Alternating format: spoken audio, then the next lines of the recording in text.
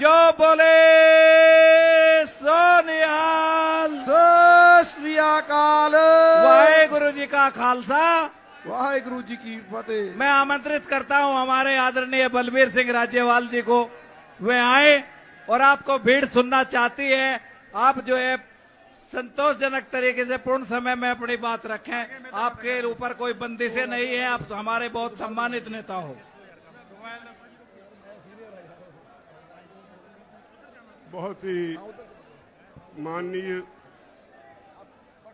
आज की इस सभा में बैठे सभी भाइयों और बहनों, मंच पे बैठे अगवा, सबसे पहले सबको नमस्कार, राम राम, वाहिगुरु जी का खालसा, वाहिगुरु जी की फतेह। मैं अपनी बात शुरू करने से पहले एक बात करना चाहूंगा। आज का ये सम्मेलन बहुत ही गंभीर मुद्दों पे चर्चा के लिए हो रहा है। इसमें सारे देश से किसानों के नुमाइंदे शामिल हुए हैं। कोई तमिलनाडु से है, कोई अरुणाचल से है, कोई मध्य प्रदेश से है, कोई किसी राज्य से है, कोई किसी राज्य से है। और ये सभी अगवा जिन्होंने अपनी जिंदगी लगा दी किसानों के लिए, किसी के पास 20 साल का तजुर्बा है, किसी के पास 30 साल का तजुर्बा है, सभी लोग माननीय हैं। लेकिन मुझे अब आज यहाँ जो 100 के करीब नौजवान खड़े हैं, उन्होंने बहुत आहत किया है और उनके शोर की वजह से आप सभी लोगों की बात नहीं सुन पाए। ये एक तरह से मैंने गिला किया है टिकैत साहब को कि जो अगवा यहाँ आए एक तरह से उनकी बेइज्जती करने के बराबर है। क्या इनको कंट्रोल किया जा सकता है क्या? हम लोग देखो भाइयों, जिस काम के लिए आया पहले वो सुनो आप। ये लगाई और उनको ये लोग हो करके डिस्टर्ब करते रहे। क्या यही रैली का हिस्सा है? बाकी सारी रैली हिस्सा नहीं है? भाइयों, ये नहीं करना चाहिए। कोई तमिलनाडु से चल के आया है, वो आपका हिस्सा है, आपको उसका सम्मान करना चाहिए। अलग बात है कि लैंग्वेज प्रॉब्लम है, आप ठीक से उनको समझ नहीं पाए, लेकिन हूटिंग करना भी कोई अच्छी बात नहीं है। हम एक क्लास है, अलग क्लास है बाकी लोगों से।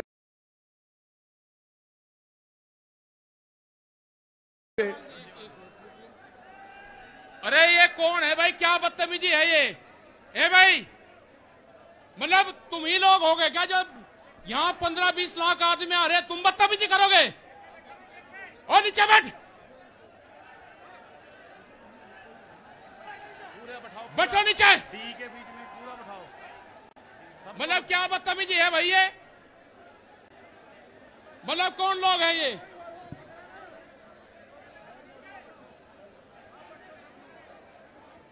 मतलब 20 लोग बदतमीजी कर रहे हैं तो ये मानना जाए कि किसी ने आपको यूनियन के झंडे लगा के किसी ने आपको भेजा गया है? ये कैमरे बंद करो इनसे पीछे। अरे ये क्या कर रहे हैं? इन्हें देखो,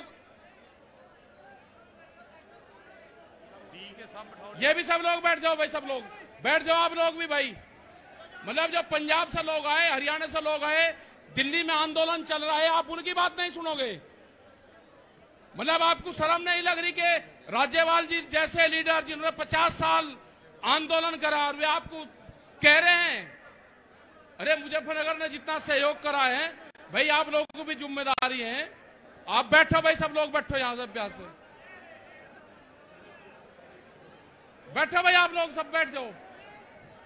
मतलब शर्म आनी चाहिए भाई।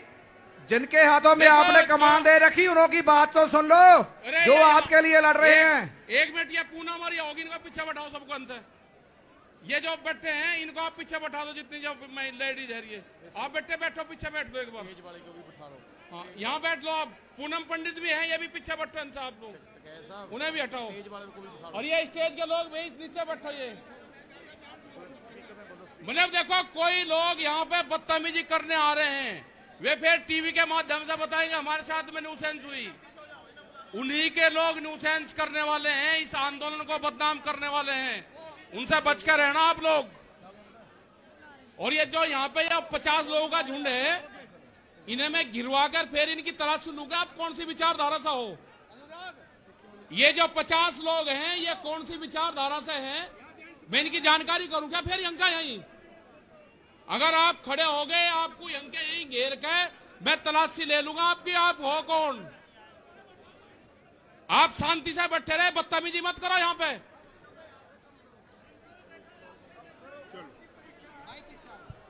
बहुत धन्यवाद टिकैत साहब। ऐसा नहीं कि हम आप सभी से नाराज हैं, आप हमारा हिस्सा है, हमारे भाई हैं, हमारी बहनें हैं। मैं कल आ रहा था पंजाब से, जिस तरह से रास्ते में आपने लंगर लगाए, जिस तरह से आप हमें इज्जत दे रहे थे, उसके लिए मेरे पास शब्द नहीं आपका धन्यवाद करने के लिए। मुजफ्फरनगर के लोगों ने इतना प्यार दिया, पंजाब के, हरियाणा के लोग जब आ रहे थे इतना प्यार दिया, इतना सत्कार दिया, उसके लिए मेरे पास शब्द नहीं धन्यवाद देने के लिए। लेकिन ये छोटी सी घटना हुई, मैंने उस पे गिला किया। बात आप सब की है, आप सब यहां क्यों बैठे हैं ये समझना होगा। आज सारा देश एक खास तरह के संकट में है। जो आदमी सख्त मेहनत करता है वो भूखा मर रहा है, जो आदमी एसी में बैठा है, जो आदमी एक कॉरपोरेट हाउस चलाता है, देश की सारी दौलत उसकी तरफ धक्के से जा रही है। हम सरकार चुनते हैं, हमारे देश का संविधान कहता है government of the people, by the people, for the people. ये बदकिस्मती से हमसे एक गलती हो गई, ये हिंदू मुसलमान का नाम लेकर भाजपा वाले सत्ता में आ गए तो सरकार बन गई government of the people, for the corporate, by the people. लोग चुनते तो हैं सरकार, लेकिन वो सरकार आज लोगों के लिए नहीं होती। हम अपने नुमाइंदे चुनते हैं, वो पार्लियामेंट में जाते हैं, विधानसभा में जाते हैं। उनकी पहली ड्यूटी ये होती है कि वो वहां जाकर ऐसी पॉलिसीज बनवाएं जिससे लोग शांति से अपना जीवन जी सके, ऐसे कानून बनवाएं जिससे लोगों को तरक्की करने में मदद मिले। लेकिन हो क्या रहा है, कुछ कॉरपोरेट हाउसेस, आज देश की हर चीज उनके लिए सेल पे लग गई है। रेलवे बेच दी अडानी को, हवाई अड्डे अडानी को, तेल का बिजनेस अंबानी को, कम्युनिकेशन अंबानी को, एयरपोर्ट अडानी को। एक एक करके देश के असेट्स जो हैं, देश की जो मूल्यवान चीजें हैं, जो देश के लोगों के खून पसीने की कमाई से खड़ी की गई, वो सारी बेची जा रही हैं। तो अब कृषि सेक्टर रह गया था। मोदी सरकार ने इस पे भी कॉरपोरेट हाउसेस के सामने परोस के रख दिया। सारी दुनिया का फेल हुआ मॉडल हमारे देश के किसानों पे लादने की कोशिश की जा रही है। 3 कानून बनाए, हमने 11 बार बहस की। भाइयों, मैं आपको बधाई देता हूं, इखलाक आपका बहुत बड़ा है। इखलाकी तौर पे आप ये जो केस है जीत चुके हैं, लेकिन सरकार बद इखलाक है। जितने कानून बनाए उन पे एक एक क्लॉज बाय क्लॉज हमने बहस की और उनके पास कोई जवाब नहीं, लेकिन झूठ बोलने में बहुत माहिर हैं। और इसी वजह से आज सारा देश इस आंदोलन में कूद पड़ा है। ये नहीं कि आज पंजाब, हरियाणा, उत्तर प्रदेश, राजस्थान या उत्तराखंड ही इसमें योगदान दे रहा है। ये तमिलनाडु वाले भाई ऐसे ही नहीं आए, ये मध्य प्रदेश के भाई, और ये दूसरे राज्यों से जो हमारे साथी आए हैं वो यूं ही नहीं आए, उनके प्रांत में भी ये आंदोलन पूरा जोर पकड़ चुका है। और एक बात कहूं, जितना ये आंदोलन जोर पकड़ रहा है उतनी मोदी की, उसकी भाजपा की जड़ें उखड़ रही है।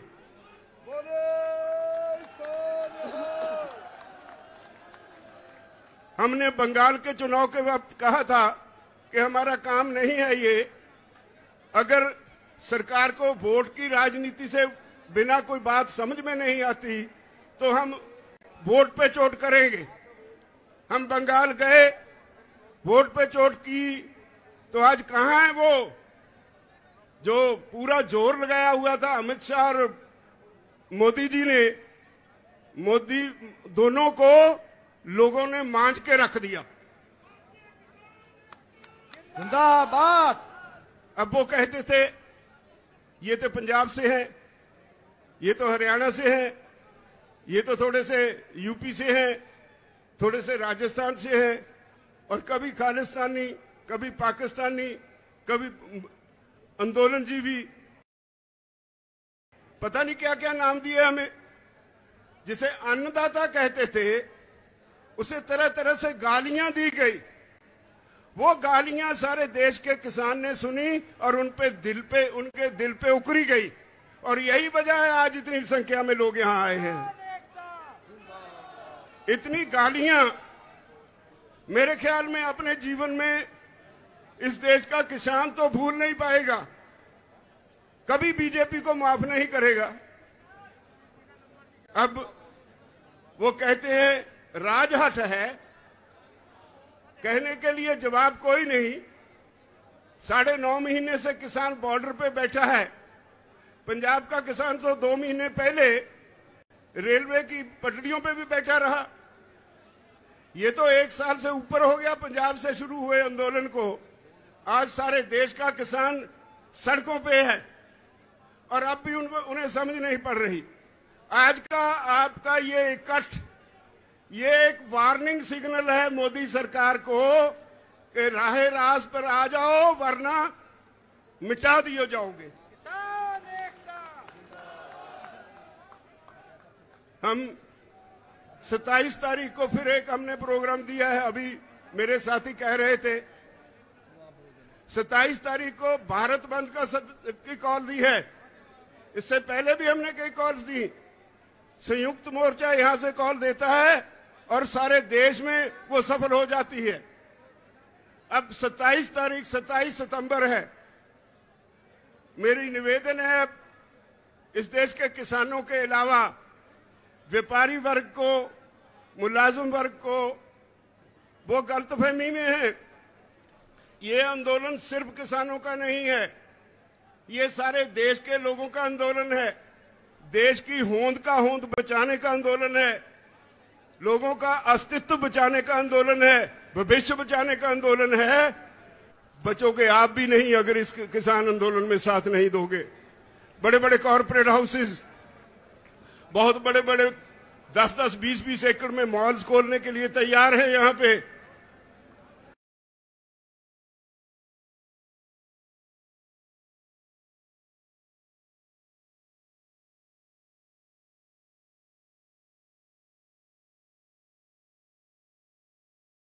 अब कॉर्पोरेट हाउसेस के मन में एक पानी आ गया मुंह में। वो कहते हैं हर काम में घाटा हो सकता है, हर बिजनेस में घाटा हो सकता है, लेकिन कृषि में कभी घाटा नहीं होगा। इसलिए उन्होंने समझा कि हर आदमी खाना खाए बगैर तो जी नहीं सकता, तो जो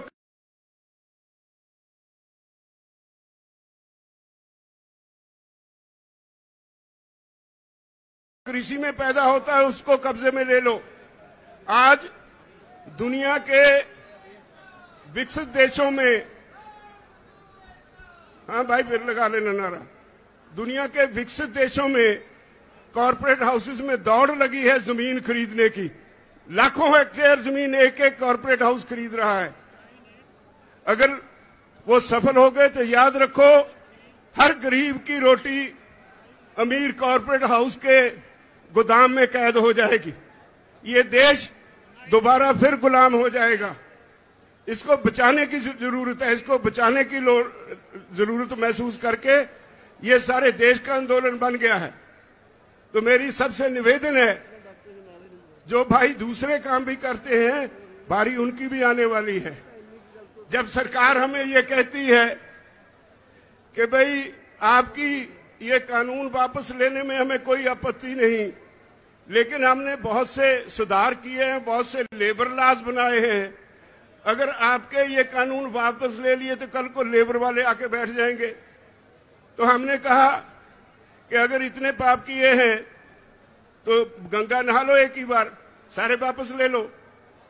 और उनके पास कोई जवाब नहीं। इसका मतलब है वो मानते हैं कानून उन्होंने गलत बनाए, संवैधानिक तौर पे गलत बनाए, देश के लोगों के खिलाफ बनाए, देश के किसान के खिलाफ बनाए। और अब जब किसान को समझ आ गई, वो इनके सर पे आके बैठ गया, तो इनको कोई रास्ता नहीं मिल रहा। वो कहते हैं हमें कोई रास्ता बताओ जिससे हमारी इज्जत बच जाए, आपका काम बन जाए। हम उनकी इज्जत बनाने के लिए तो आए नहीं, हम तो अपना हक लेने के लिए आए हैं। ये कोई छोटी बात थोड़े है कि 9-10 महीने लगातार किसान धरती पे सोए, सर्दी निकल गई, गर्मी निकल गई, बरसात निकल गई, और हमने कह दिया है इस सरकार को कि जब तक आप चाहोगे 2024 तक भी हम यहीं बैठे रहेंगे, तब तक वापस नहीं जाएंगे, जब तक कानून वापस नहीं होंगे।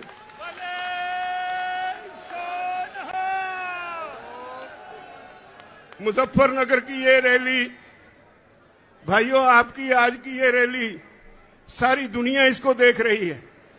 पिछले हफ्ते अमेरिका में वहां के गोरे किसानों ने आपके हक में एक बहुत जबरदस्त मुजाहरा किया, और उन्होंने जो मैसेज सोशल मीडिया पे दिया, वो कहते हैं भारत के किसानों हम आपके साथ हैं, भारत के किसानों डरना मत। इन्होंने हमें डरा के कॉरपोरेट्स के चुंगल में फंसा दिया, और आज हमारी हालत ये है कि कॉरपोरेट का नाम सुनते ही हमें कंपकपी छिड़ जाती है। मत डरना इनसे, आपके साथ सारी दुनिया के लोग हैं। हाउस ऑफ कॉमन्स में 2 बार बहस हो चुकी है आपके इन कानूनों के ऊपर। ऑस्ट्रेलिया में, न्यूजीलैंड में, कनाडा में, हर देश की पार्लियामेंट पे चर्चा हो गई। विदेशों में सरकार की खिल्ली उड़ रही है। तो आपके आज के इस रैली ने एक चेतावनी दी है, मैं समझता हूं, मोदी सरकार को और भाजपाइयों को। या तो वो राह रास्त पे आ जाएं, वरना अब इस आंदोलन को आप रोक नहीं पाओगे। ये घर घर चला गया।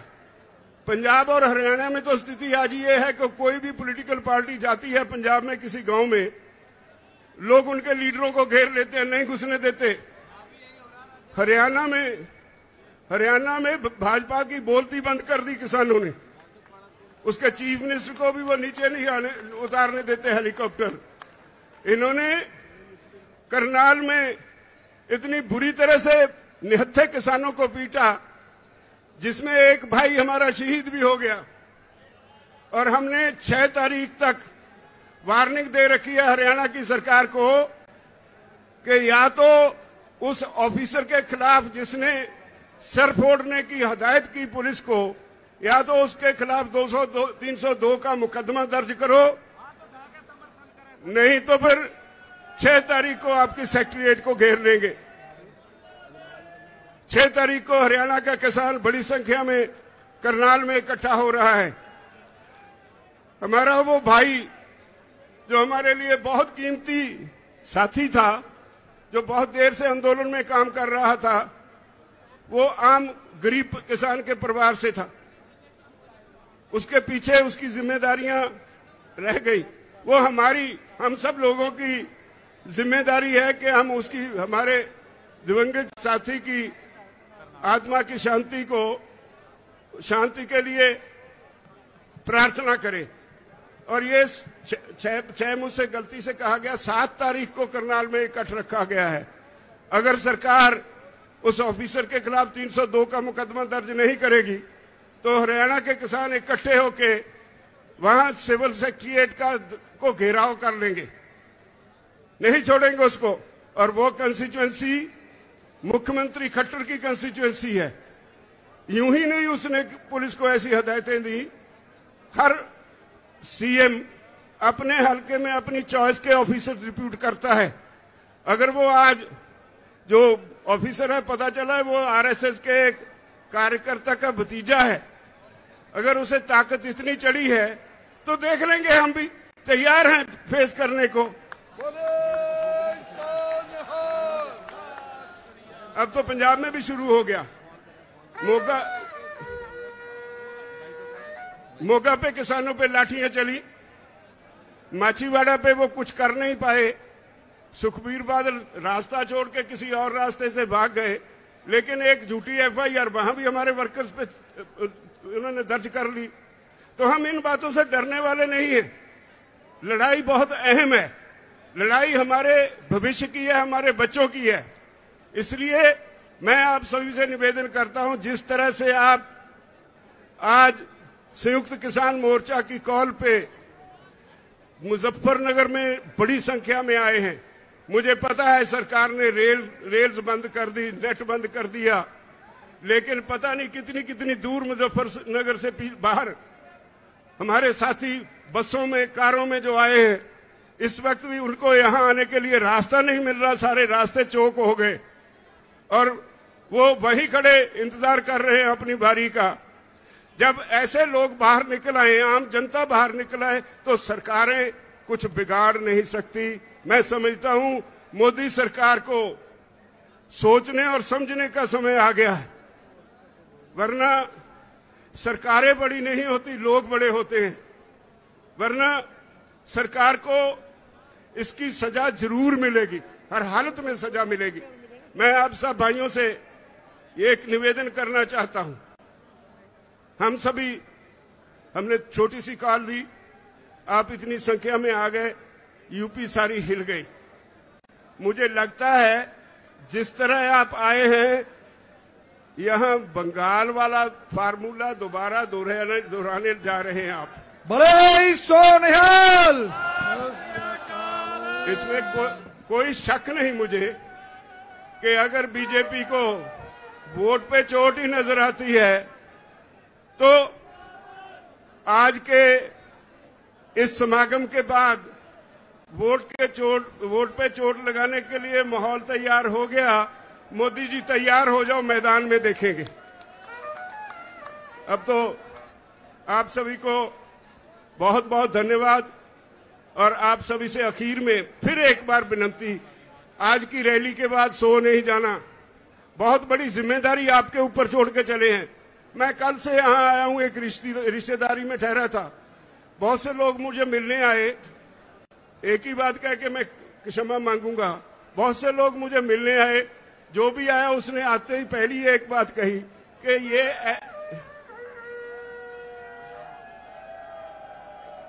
हर एक ने एक ही बात कही कि ये ग्राउंड ऐसी ग्राउंड है, जब मुजफ्फरनगर में इस ग्राउंड में रैली होती है और ये ग्राउंड भर जाए, इसका मतलब होता है यहां की सरकार गई। बोले सोनिहाल, सत श्री अकाल। ये इस मैदान का इतिहास है। अगर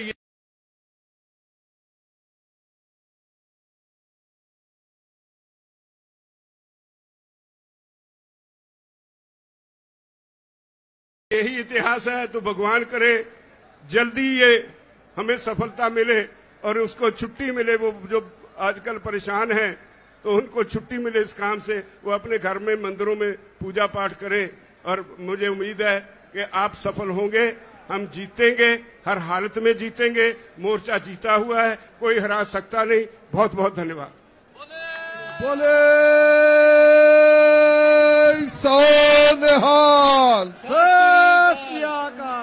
देखिए मैदान आपसे वाहिगुरु जी का खालसा, वाहिगुरु जी की फतेह। बहुत बहुत धन्यवाद। जो वीआईपी लंगर है आप उसमें भोजन ले ले। मैं मेधा पाटकर जी से निवेदन करूंगा 1 मिनट के लिए। अब देखिए बहुत समय हो चुका है, 1-1 मिनट में अपनी बात समाप्त करें। मेधा पाटकर जी, और इनके बाद जो है डॉक्टर दर्शन पाल सिंह जी तैयार रहे। डॉक्टर दर्शन पाल जी। भाई मंच से बैठ जाओ सब लोग। गुरसेवक सिंह, जीतू सिंह, सितारगंज उत्तराखंड से जो लोग पहुंचे हैं उनका बहुत बहुत धन्यवाद। जीतू जितेंद्र सिंह उर्फ जीतू युवा अध्यक्ष है हमारे उत्तराखंड के। मेधा पाटकर जी पहले ही बुला बुलाया ही नहीं। साथियों, आज इस मुजफ्फरनगर की धरती पे और उत्तर प्रदेश जैसे देश की राजनीति में सबसे ज्यादा प्रभाव डालने वाले राज्य में ये जन सैलाब एक बहुत बड़ा संदेश दे रहा है।